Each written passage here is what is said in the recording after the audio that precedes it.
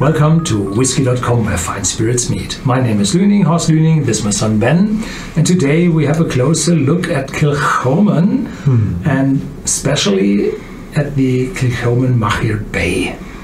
Yes, and it's a bit of an extended tasting because the Kilchoman Machir Bay is also there on the market with Collaborative Vattings. Maybe you've seen one or two of them. They work together with companies, and so they work together with us to create two Collaborative Vattings, and we're going to try one of them as well. And for the Machir Bay, they don't really tell what the original concept is with how much bourbon and how much sherry cask they use, but with the Collaborative Vatting they tell us, and we have two of them, the 85% bourbon, 15% sherry, and the 92.5% bourbon and 7.5% sherry. We're gonna try the 85-15. Yeah, and the original Machir Bay as well. And there had been a video, I had that several years ago, and Machir Bay is named after a bay close to the distillery. So they took names of the local places for their whiskey, and the Machir Bay, I think, is one of the best-selling malts of Kilchoman. And yeah, they're mixing, as Ben said, ex-bourbon casks together with ex-sherry casks, and it's no finishing, it's a blending between whiskies of the same distillery. So it's still a single malt, and here on the card box you can see this blue line going from right to left, or from left to right, from left to right, and there you see a blue line that stands for the bourbon cask, and a beige, grayish for the sherry cask. And for all the Collaborative Vattings, the visual amount of ex-sherry cask is the same. So they are in the same region of sherry cask influence, and here you can see with the three colors that they are very, very close to each other. And this might come from the sherry casks as well. They don't tell how many first fill sherry casks are in there, which type of sherry casks are in there. So this is a mixture with a percentage, and we will have a closer look at that. Kilchoman is a very smoky whiskey distillery, so you have to smell a while on the whiskies until you get used to the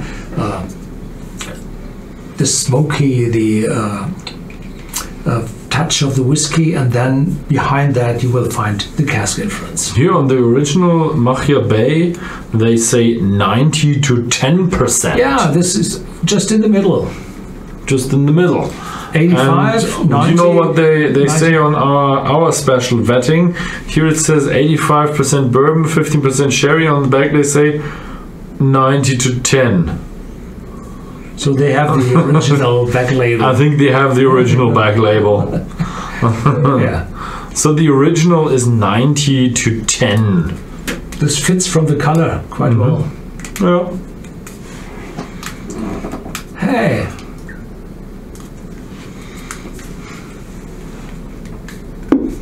So this one is a bit harder to open. There was never a bottle I wasn't able to open. So here we have. I have my smoky, very smoky. So the Machir Bay original is the first one. 46% ABV, uncolored, unchill filtered, as it should be. Yeah, your glass is filled. I can't do it.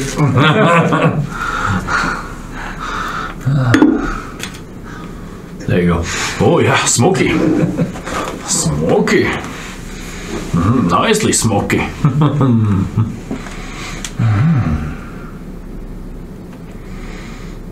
So we have it a little sweet, a little citrus note, limette, citron,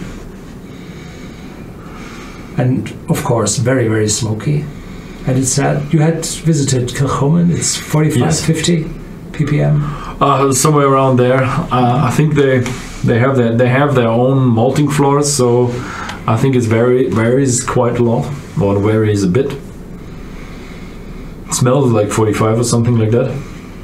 So the Machir Bay is between 40 and 50, wherever you live.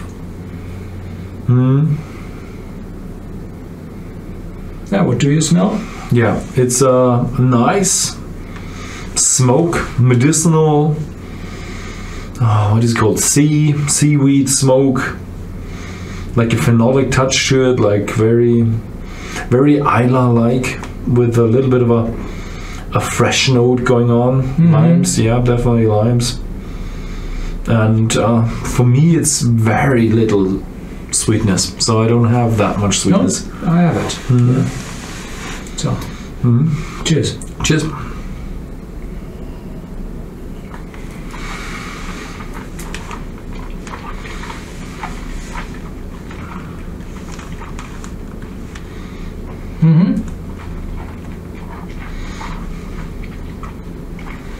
So this is a very different taste. You have this, first you have this sweetness, definite real sweetness.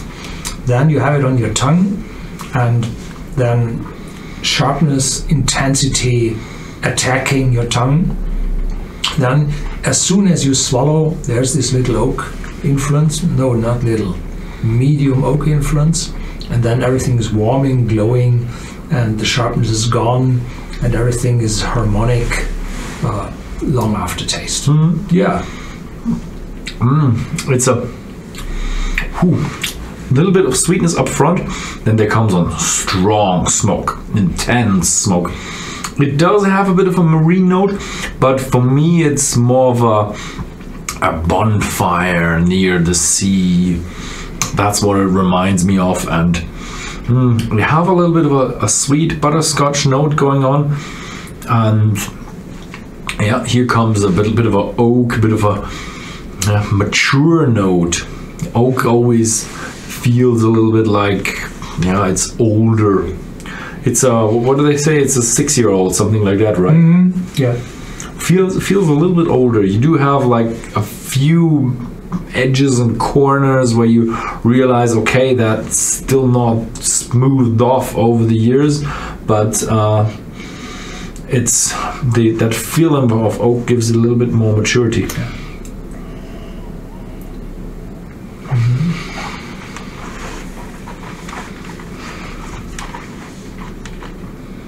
It's a very, very typical Islay style, and the relatively youthness with 6 years isn't wrong.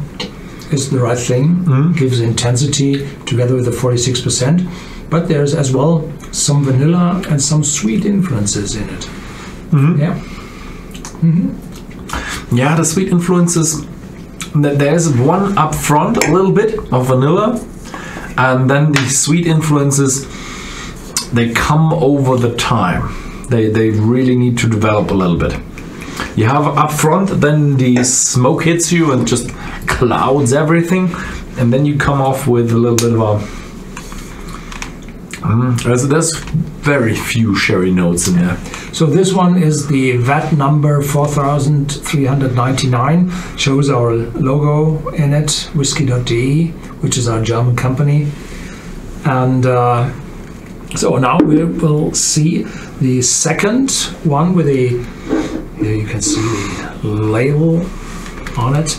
Now we can see the 15% sherry cask influence in comparison to the 10%. 10%. Well, they are seeing the difference. We are tasting the difference. Sorry about that. Wow. Oh, there's actually really a difference. That's different. So this must be as well different casks. That's really that So, feels, yeah. You said big vanilla. Big vanilla in the nose, and it's, well, I think I'm used to the smoky smell already. So the smoke is behind the vanilla. So this is intense. Yeah, there's really a difference.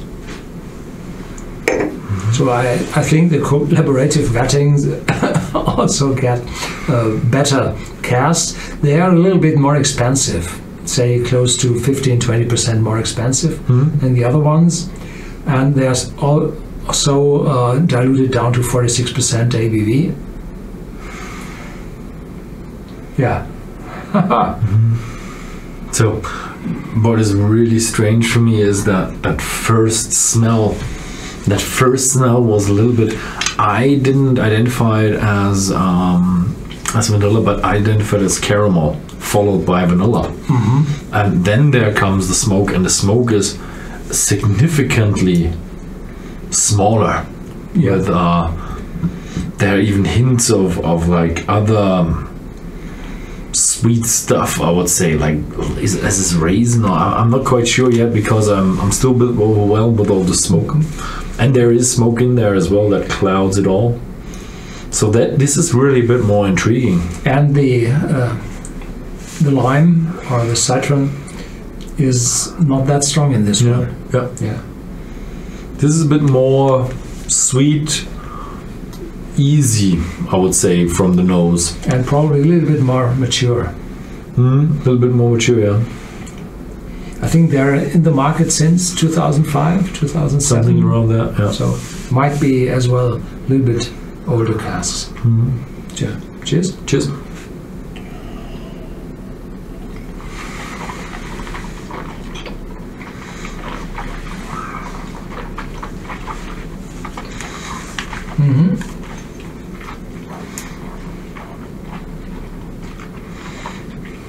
Not that hefty, sharp, but more friendly in my mouth. Might be that this is the second taste sipping.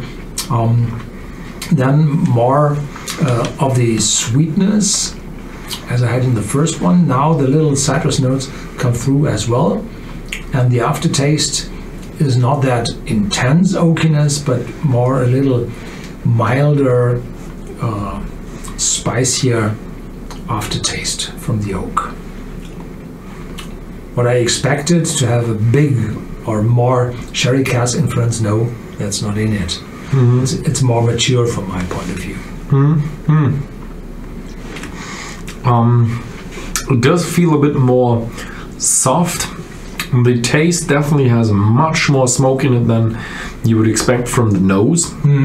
And you still have a bit of a rough and marine smokiness that you know from Kilchoman.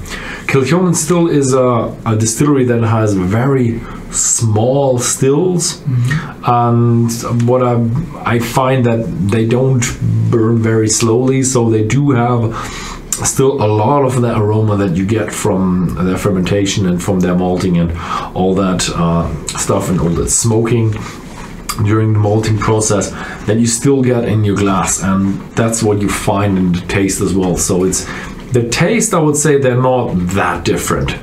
A little bit more sweetness, a little bit more of that sherry influence, but the nose makes a huge difference. So what to expect if you find a collaborative vatting on the shelf of your local dealer? Well, it will have the main character of the Machir Bay as well, but it might be different. So expect a hefty smokiness, of course. Expect some citrus notes and vanilla, of course, and a long aftertaste. But what you're feeling in between, this will make the difference. Oh, yeah, it's nice. I do like it, and I don't think that they're not that different, but to feel these little differences, or like small differences, not just little, but they are there. That's really really interesting. So if you are, you have to buy 2 bottles for those. yeah, if you like the Machir Bay and you're thinking about, I'm pretty finished with my bottle, should I buy the next one? Maybe you should get one of the collaborative bottlings and think about, do I want to go a bit more into the sherry taste, or do I like more of the ex-bourbon taste? So if you want the ex-bourbon taste, there are ones with less. This here is the other collaborative vetting from us, and it only has 9.5% sherry in it. 7.5. Or 7.5, yeah, so, yeah, a little bit less. But as soon as you're going to less sherry cask influence, you might look at the other Kilchomans, because the Machir Bay lives from the part of sherry casks. Yeah. That's the specialty of the Machir Bay. So, that's it for today. That's a nice look into what Machir Bay is and what collaborative vattings are. Yeah, that was it. Thank you very much for watching, and see you next time.